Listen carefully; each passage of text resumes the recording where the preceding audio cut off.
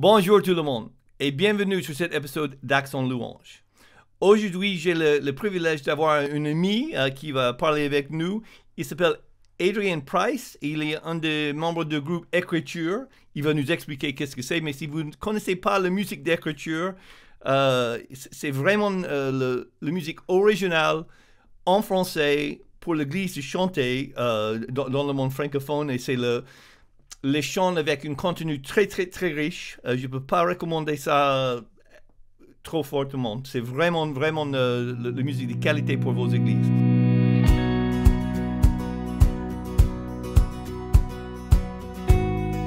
Alors, Adrien, merci d'avoir passé un peu de temps avec nous aujourd'hui. Ouais, merci Kevin pour l'invitation. C'est un plaisir d'être là. Merci. Alors, juste pour commencer, je pense que beaucoup de gens qui écoutent ce podcast, ils connaissent déjà Écriture et peut-être déjà qui tu es. Mais commence, donne-nous un peu de ton biographie, qui tu es, ta femme, comment tu es arrivé en France, parce qu'ils ont remarqué déjà comme moi, tu as un accent, même le tien n'est pas aussi grave que le mien. Mais oui, un peu de ton histoire. Et après ça, parle avec nous aussi de Écriture et de ce groupe et comment ce groupe est arrivé. Oui, donc comme vous entendez, moi je suis pas un francophone non plus, donc mon accent me trahit. Je viens du nord d'Angleterre, mais je suis marié avec une Suissesse, on dit ça ensuite, une Suissesse francophone de Lausanne, d'où mon intérêt pour la francophonie. Et donc, moi, je suis en francophonie depuis 9 ans. Et on est venu d'abord, je me suis formé à l'Institut biblique de Bruxelles pour le ministère pastoral. Ensuite, on a passé 4 ans en Suisse, là où ma femme Fiona a grandi. Et puis, par la suite, on est de nouveau de retour à Bruxelles. Depuis 2 ans, je suis un pasteur assistant à 50% dans une église francophone à Bruxelles. Mais nous avons aussi commencé ce ministère de musique. Tu veux que j'explique un peu le début de Écriture, c'est ça? Oui, je pense que ce serait une bonne idée. Oui, super. Donc, j'ai aussi un arrière-plan dans la musique. Mes premières études, c'était dans la musique et spécifiquement dans la composition. Et pendant mes études à l'IBB, on a rencontré un couple, Johnny et Naomi Pilgrim. Et là, on a découvert qu'on a un intérêt commun, non seulement pour le ministère pastoral, mais aussi pour les chants d'assemblée, pour la musique en général, pour la musique chrétienne. Et on a remarqué qu'on a souvent de la peine à trouver un chant contemporain en français avec des paroles qui sont richement ancrées dans les Écritures. Il y en a, mais on n'a pas la même richesse en français qui existe dans le monde anglophone. Et donc souvent, si je choisissais les chants pour un dimanche, il y avait plein de vieux cantiques, mais je voulais par exemple avoir un équilibre de cantiques et de chants modernes, mais j'avais du mal à trouver un sujet qui convenait au sujet de la prédication dans un style contemporain. Et de petit à petit, on s'est dit, ok, est-ce qu'on pourrait peut-être tenter de composer un chant d'assemblée avec mon arrière-plan dans la musique? Je me disais, ok, c'est peut-être possible. Et donc, nous quatre, les 2 couples, moi et Fiona et Johnny et Naomi, on s'est mis à écrire et on a composé, c'était en 2015, on a composé Par la croix, qui est maintenant l'un de nos chants les plus connus. Et c'était bien reçu et ça nous a motivés à continuer. Et voilà, c'était un peu les origines du ministère. Mais au début, quand on s'est rencontrés, tu étais dans une autre groupe, une autre truc qui s'appelle Collective Colossiens 3.16, n'est-ce pas? Oui, c'était le nom qu'on s'est donné au début, donc les 2 couples. Donc c'était le même groupe. Couple, ouais. Oui, le même groupe. On était les 4, les 2 couples au début. On a choisi le nom collectif Colossiens 3.16 un peu sans avoir beaucoup réfléchi, juste parce que le verset Colossiens 3.16 résume très bien notre vision. Je peux en dire plus dans quelques instants si tu veux, mais c'était le nom au début. Mais puis, un peu plus tard, 2018, on a pris la décision de lancer le ministère un peu plus formellement et d'enregistrer un album. Et on a ajouté un membre, David Charrier, un Français qui est à Toulouse. Et on a invité David à faire partie de l'équipe. Et donc, tout ça pour dire, à ce moment-là, parce que ça devenait un peu plus officiel, on a changé notre nom. On s'est dit, Colossiens 3.16, ça résume bien notre vision, mais c'est pas très accrocheur, c'est pas facile à retenir. On peut imaginer les gens disent, ah, c'est quoi ce collectif Éphésiens 4, 12, machin. Donc, juste pour rendre ça plus accrocheur, on a cherché un autre nom. Et donc, on a choisi Écriture comme nom pour le groupe. Voilà. Ouais, et au début, vous êtes aussi assez impliqué dans la traduction de chants. Oui, donc surtout Johnny et Naomi, au début, ils ont traduit plusieurs chants, notamment Notre Dieu, qui est maintenant assez bien connu en francophonie. À la base, c'est un chant qui s'appelle Behold Our God en anglais. Et Naomi et Fiona, surtout, continuent leur un peu sur le côté, le travail de traduction, notamment en lien avec Hymne 21, notamment. Ouais. Mais la composition reste notre priorité, disons. C'est ça. Ouais. Et juste pour être transparent, donc on se connaît depuis un moment, et quand j'ai rencontré Adrian et Fiona et Johnny et Naomi, j'ai réalisé que au début, et tu me dis si je trompe l'histoire, mais c'est comme ça que je me souviens des choses. Bon, on se rencontrait à l'IBG, à Pâques, et j'ai réalisé qu'on était en train de travailler, donc M21 et vous en Bruxelles, avec Collective Colossians 3.16, un peu en parallèle. C'est la manière que j'utilise pour parler de ça. Vous êtes en train de faire presque la même chose que nous, mais on travaillait comme ça, et je me suis dit, ça va être plus logique de travailler comme ça. Donc, j'ai fait tout ce que je peux pour demander à vous de travailler avec nous en M21 au niveau traduction.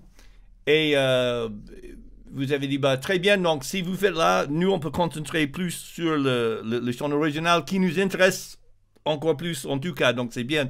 Donc, Fiona et Naomi, en fait, tous les quatre, vous avez travaillé beaucoup avec nous, M21, et vous êtes vraiment partie intégrale de l'équipe. Donc, c'est cool. C'était chouette pour moi de voir les choses que vous avez fait et comme les choses ont évolué dans un très bon sens. Alors, le nom Écriture, je sais qu'il y a un sens derrière cette nom, donc explique-nous un petit peu de ça. Oui, alors d'abord, on voulait un mot qui est court, facile à retenir, parce que Collectif Colossiens 3.16, c'était pas exactement concis. Donc, mais écriture, il y a un double sens. J'espère que ça c'est clair. Quand même, écriture d'abord en français, ça veut dire dans l'écriture, mais aussi l'écriture, ça fait référence au processus de composition, donc l'écriture d'un chant, ce qui est au cœur de ce qu'on fait. Donc, on écrit des chants, mais bien sûr aussi, c'est une référence aux écritures plurielles, la parole de Dieu sur laquelle nous basons nos compositions. Donc, c'est un double signification. Voilà. Et donc, si tu veux me parler le philosophie ou le but derrière écriture, le groupe, c'est quoi exactement? Votre but, votre philosophie sur la musique, c'est quoi? Donc, comme j'ai dit déjà, donc, le verset Colossiens 3.16, c'était vraiment notre verset fondateur au début. Et ça reste, même si on a laissé tomber le nom, ça reste vraiment au cœur de notre vision. Et donc, Colossiens 3.16, selon Colossiens 3.16, il y a 3 axes ou 3 buts pour les chants d'assemblée. Les chants d'assemblée permettent à ce que la parole de Dieu soit exposée, que la parole demeure en nous. C'est aussi un moyen de s'édifier mutuellement dans notre foi. Donc, on chante Et c'est souvent la dimension qu'on oublie les dimanches. C'est ce qu'on chante les uns aux autres. Il y a une dimension horizontale lorsqu'on chante. Et on est là pour chanter les uns aux autres, pour se rappeler mutuellement notre foi. Mais bien sûr, il y a aussi la dimension verticale. C'est pour qu'on adore Dieu, pour qu'on loue Dieu, pour qui il est, pour ce qu'il a fait. Et donc, on veut mettre en avant tous ces trois axes dans nos chants, que la parole soit au centre, que ce soit pour l'édification mutuelle et que ce soit pour l'adoration de Dieu. Et c'est vraiment à la base de tout ce qu'on fait.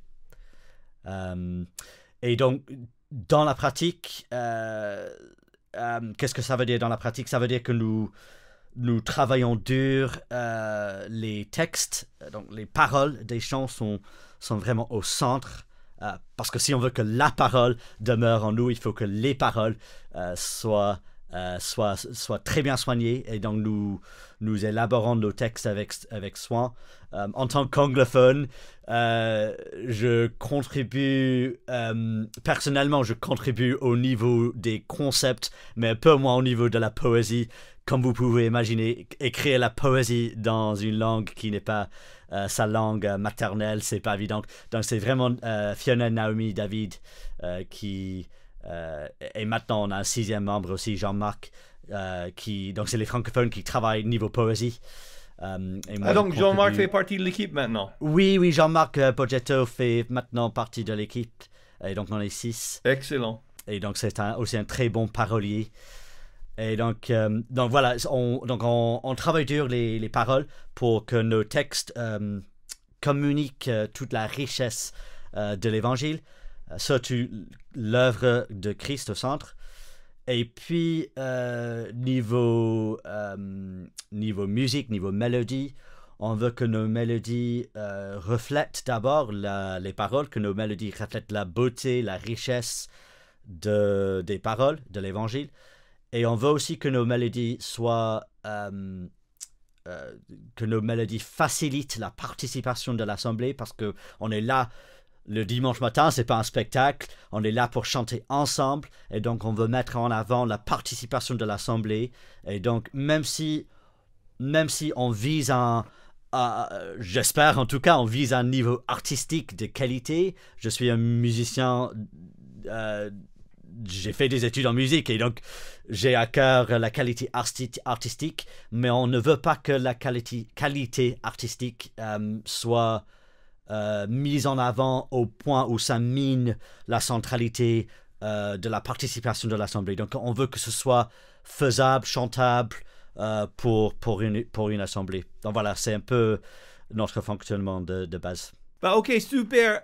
Alors, est-ce que je peux te demander de parler un petit peu de le processus que vous utilisez? Je sais que tous les chants sont écrits en collaboration, en groupe.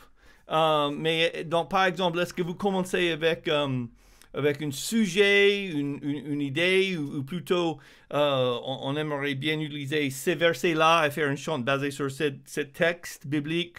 Ou par exemple, je sais que un de vos chants dans le dernier album, c'est sur le sujet du retour de Christ. Donc, comment vous décidez le sujet et choisir le texte qui va avec, et juste ce processus, ça m'intéresse. Et aussi, je suis curieux, est-ce que vous commencez plutôt avec le texte ou mélodie, ou comment vous mettez ces choses ensemble là? Ouais, on nous pose souvent cette question, c'est intéressant. Donc, il faut dire qu'il n'y a pas de règles en ce qui concerne le processus de composition, à chacun ses préférences. Et je sais par exemple, c'est très différent de notre fonctionnement, mais ça existe... c'est possible d'écrire la mélodie d'abord et puis coller les paroles dessus. Il y a un chant très bien connu, En Jésus seul. Apparemment, c'était la mélodie d'abord et puis les paroles par la suite. Donc, ça peut se faire, mais c'est pas notre processus. Donc, nous, on définit toujours le concept, le sujet d'abord. Pourquoi? Parce qu'on veut que le contenu dicte l'ambiance globale, et donc il y a souvent une discussion assez profonde même avant d'écrire un mot ou une note, il y a pas mal de discussions. Ok, quel sujet est-ce qu'on veut traiter? Souvent, c'est quelqu'un dit, ah, tiens, parce qu'on est tous impliqués dans la musique, dans nos propres églises. Je choisis les chants et je me dis, ah, il y a très peu de chants sur le thème de la sanctification, par exemple, ou de l'église, ou du péché. Et donc, on devrait écrire un chant sur l'église ou sur la sanctification. Et donc, c'est souvent ça qui déclenche le processus. Mais parfois c'est une discussion entre tous les 6. Parfois c'est un membre ou un couple qui a l'idée d'abord.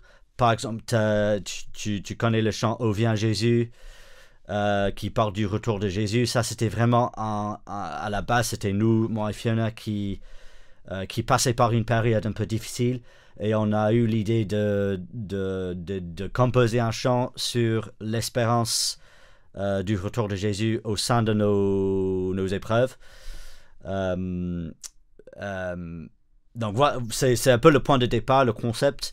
Et puis très souvent, ce qu'on essaie de faire, c'est on essaie d'avoir quelques paroles d'abord, mais c'est pas comme si, c'est assez rare qu'on a toutes les paroles et puis la mélodie. C'est beaucoup plus organique que ça. Et donc, en tant que je travaille sur toutes les mélodies, mais j'aime avoir quelques paroles au début, donc peut-être le refrain ou 2-3 lignes, quelque chose pour m'inspirer, parce que ça m'aide à trouver une mélodie qui reflète les paroles. Donc, mais c'est utile de ne pas avoir toutes les paroles déjà figées, parce que par exemple, je commence, j'écris une mélodie et puis je reviens vers Fiona et je dis c'est super, mais est-ce qu'on pourrait rajouter un syllabe parce que j'ai trouvé une chouette mélodie, ça colle avec les paroles, mais j'ai besoin d'un syllabe en plus. Et Fiona me dit oh non, mince, et non, elle est très gentille et donc elle retravaille un peu. Donc, il y a un va-et-vient, mais de manière générale, les paroles viennent en premier pour inspirer la direction, l'ambiance de la musique, mais il y a quand même un va-et-vient pour que les deux, on veut que les paroles et la mélodie appartiennent ensemble, que ce soit un ensemble, qu'on a l'impression que cette mélodie appartient à ces paroles, que ce soit très naturel, si ça a du sens. Donc voilà, c'est un peu notre processus, mais ça varie un peu. Ok, je sais que vous avez un nouvel album qui va bientôt sortir. Ouais. Alors, déjà, ça va sortir quand? On sait? Oui, donc ça a été retardé un peu, mais on vise le nouvel an, donc peut-être février.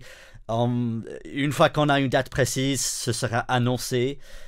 Mais ça avance bien, on est vers la fin de la phase d'enregistrement. Ça avance bien. Et donc bientôt on aura des nouvelles. Voilà. Super. Donc janvier quelque part probablement. Oui, probablement février, j'espère. Oh, février, ok. Super, oui, février. Oui. Ouais. Ok. Alors, et si j'ai bien compris comme un avant-goût, vous avez un chant de Noël dans cet album qui va bientôt sortir avant Noël normalement. C'est mieux qu'un chant de Noël sorte avant Noël, c'est plus pratique quand même. Donc, parle-nous un petit peu de ces chants. C'est quoi le chant? C'est quoi l'idée du chant? Dis-nous tout. Oui, très bien. En fait, c'était le premier chant du nouvel album qu'on a écrit il y a 2 ans. On a écrit pour Noël 2020.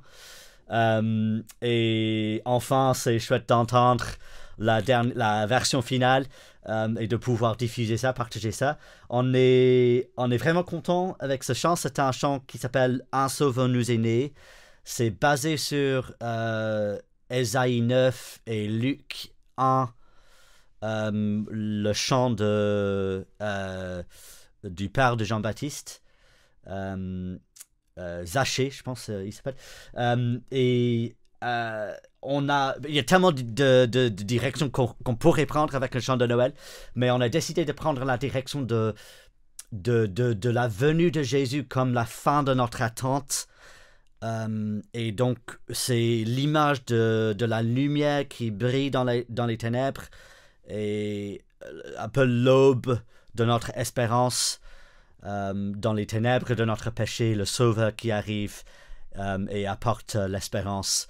Et donc, c'est joli, on est très content. C'est pas trop cliché Noël, mais c'est quand même, il y a une ambiance de Noël quand même, et j'espère que vous allez l'aimer. Hein. J'ai eu le privilège d'écouter le chant et c'est vrai que c'est pas très cliché Noël, mais c'est quand même très Noël, même la musique sans la parole, ça donne cette idée joyeuse de Noël. C'est ça, oui. Tu sais pas, mais j'ai joué ça pour mon ami à Londres, Ben Slee, avant-hier, parce que j'étais à Londres chez lui, qui est compositeur. Il a fait Craignant le tunnel et quelques autres chansons, des traduits et fait avec une matin. Elle dit, ah oui, non, mais déjà, il ne comprend pas du tout le français, hein, il ne comprenait pas la parole, mais c'est vraiment chant Noël, ça se sent. C'est une chant joyeux, il était admiratif, quoi. Il dit, ouais, non, mais c'est une jolie chant de Noël, même en français, je peux savoir que c'est ça. Et non, c'est une très jolie chant. Et donc, le chant est fait pour chanter dans les églises, n'est-ce pas? C'est pas juste une chant pour écouter, c'est une chant d'assemblée, si j'ai compris. C'est l'idée, oui. On peut très bien l'écouter chez soi. Ça, c'est chouette aussi. J'espère que ce sera aussi une source d'encouragement. Mais c'est fait pour être chanté dans l'église. Et donc, j'espère que même ce Noël, les églises reprennent le chant. Ça va sortir normalement le 30 novembre. Et donc, il y a du temps pour l'apprendre dans vos églises, vos groupes de musique. Vous avez du temps avant Noël pour l'apprendre. Et on va mettre le lien où on peut trouver la partition et le lien, j'imagine ça sera sur YouTube ou sur ton site. Oui, YouTube, notre site web, Spotify et toutes les plateformes de streaming. Très bien. Donc, on va mettre le lien, dès que nous avons le lien, on va mettre ça dans la description de cette vidéo. Super, ouais. Alors, avant, je te laisse partir, je ne vais pas te garder trop longtemps, mais je suis curieux. Je sais que tu es quelqu'un, en fait, la première fois qu'on s'est rencontrés, on a commencé sur une discussion de Colossiens 3:16. Je me souviens bien, on était à table à l'EBG. Et C.S. Lewis, ils disent que tu trouves un ami quand tu es en train de parler avec quelqu'un sur un sujet. Ils disent, ah, toi aussi, tu penses le même que moi. Et on était un peu comme ça ces jours-là, je me souviens. On trouvait quelqu'un avec le même mode de pensée.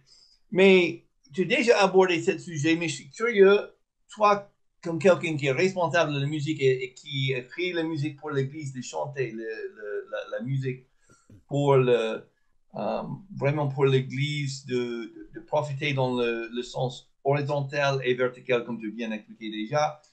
Qu'est-ce que quand tu es en train de non seulement écrire un chant, mais en tant que responsable de louange, choisir le chant pour l'église de chanter, toi, tu cherches quoi? Qu'est-ce que tu veux dans une chant d'assemblée? Une bonne chant d'assemblée selon Adrian Price, c'est quoi? Un chant qui soit écrit dans Ré bémol. Non, je plaisante. On me critique parfois de composer les chants dans des tonalités un peu difficiles. Non, parce que tu es une pianiste. C'est ça. J'aime les bémols, c'est ça. C'est le seul bémol de mon style. Non, bon. Non, juste pour marteler un peu Colossiens 3:16. Je sais que j'ai déjà dit ça, mais c'est vraiment à la base de en tant que responsable de louange dans mon église pour mon choix de chant, mais aussi pour nos propres compositions. Je cherche les chants qui sont richement ancrés dans les Écritures. Et ça veut pas dire que tout chant doit être un exposé de tout l'évangile. Il y a certains chants qui se concentrent sur un aspect, d'autres chants qui se concentrent sur un autre aspect, c'est normal. Mais globalement, dans nos cultes, on veut aborder toute la richesse des thèmes des Écritures. Et que les thèmes soient fidèles aux Écritures aussi. Les paroles, c'est assez rare qu'on trouve un chant qui est carrément hérétique, mais parfois on a des chants qui sont qui peuvent mener à la confusion, ou prendre les versets hors contexte, ou qui pourraient être mal interprétés, ou qui sont juste un peu peut-être un peu trop centrés sur moi. Donc, je veux d'abord, c'est les paroles, je prête attention aux paroles, mais puis niveau mélodie, je cherche les mélodies, que ce soit un vieux cantique ou que ce soit un chant moderne, je cherche les mélodies qui sont qui facilitent la participation de l'assemblée, qui sont pas trop difficiles, mais qui sont quand même belles, qui sont jolies, tout en sachant que l'un des principes de base pour un conducteur de louange, c'est le fait qu'on doit mettre de côté nos propres préférences, point de vue style. Et j'ai mes préférences. J'ai pas un arrière-plan dans les chants d'assemblée, c'était pas ça mon style au départ en fait. Mais maintenant j'aime quand même, bien sûr. Mais chacun ses préférences musicales, pardon. Et il faut qu'on prenne en compte la présence d'une diversité de personnalités, d'ethnie, d'arrière-plan, d'âge, etc. dans nos églises. Et donc, moi, j'essaie toujours d'avoir au minimum un mélange de vieux cantiques et de chants modernes, mais aussi un mélange de chants plus calmes, de chants plus rythmés. Et je pense que c'est très important de refléter et de ne pas créer une sous-culture chrétienne, de donner l'impression que pour être chrétien, il faut appartenir à une sous-culture musicale. Mais non, on peut... j'ai entendu quelqu'un dire récemment que, je pense que c'était le rappeur Shailene, un rappeur américain, il a dit « Jésus est trop grand pour être loué avec un seul style musical. » J'aime ça trop. Donc, Jésus devrait avoir tous les styles musicaux. Il est tellement grand, et il est le chef d'une église constituée d'une multitude de gens de toutes les nations, de toutes les cultures. On veut donc louer Jésus dans plusieurs styles qui reflètent notre unité dans notre diversité. Voilà, je pense que c'était une longue réponse, mais voici un peu mes critères de base pour le choix de chant un dimanche, mais aussi ça guide aussi notre processus de composition. Voilà, ça va, c'est plus ou moins la réponse que tu cherchais. Bon, super, oui. Ouais. OK, dernière question. Oui. Je ne veux pas te laisser échapper sans parler un petit peu de cet album qui sort. Donc, c'est quoi est-ce que c'est un album avec un certain concept derrière, ou vous avez déjà fait un album qui était très bien reçu dans les églises francophones? Alors, commencez un deuxième, vous avez quoi en tête? C'est quoi à peu près on peut attendre à quoi cet album qui arrive? Ouais, merci. On est vraiment, vraiment motivés. Ça fait 2 ans maintenant depuis qu'on a fixé la direction, la thématique globale de l'album. Et on est content de voir cela évoluer. Et donc, la thématique, c'est très simple en fait. C'est la personne et l'œuvre de Jésus-Christ. Vous allez peut-être me dire que c'est énorme comme sujet, et oui, c'est vrai. Et dans un sens, on veut que tous nos chants soient centrés sur Christ. Mais pour cet album, on a fait un effort spécial, un effort supplémentaire pour avoir une collection de chants qui mettent Jésus en valeur. Pourquoi est-ce qu'on voulait faire cela? Parce qu'on...